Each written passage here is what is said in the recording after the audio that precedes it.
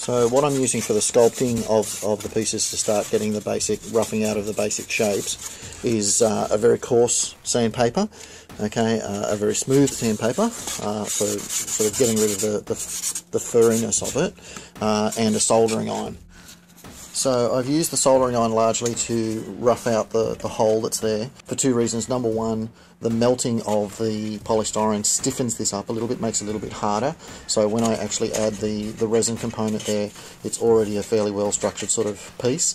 The other reason is that when it burns the hole through, it does that same thing. It sort of expands the foam into a harder sort of surface. So there's not very many places that I'll actually use the soldering iron other than that one spot. Most of what I'm doing in terms of the shaping is just with a coarse grade sandpaper, just to rough out that basic shape. Once I achieve the look I'm going for, I'll then coat the surface so that it's a hardened surface. I've just used a really sharp serrated knife to actually follow those bevel lines.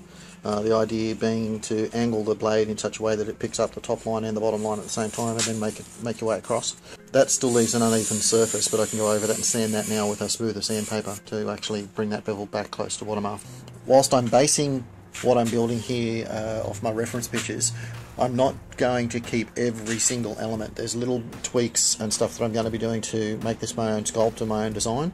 I want to stay true to the original, but there are certain little elements, because I'm going to be making this from metal, like the endoskeleton in itself that I've been working on. There's certain elements that I want to make, for want of a better term, a little bit more real.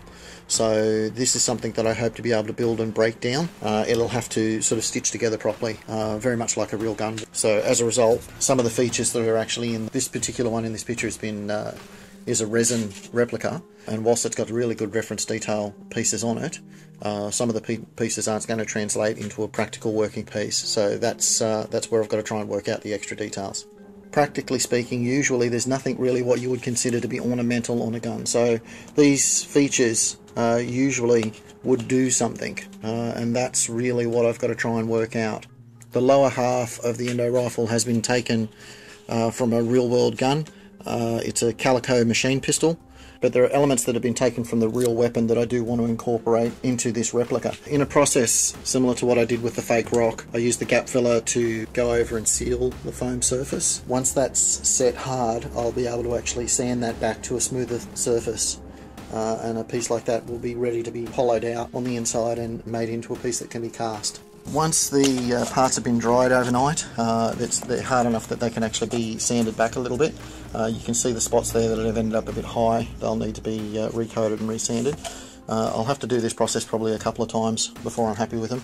These ones, on the other hand, they've come out pretty well. They're pretty close to ready to being cast already, so a couple more touch-ups here and there on those. I'll be ready to slice down the middle, hollow out, and make casts off.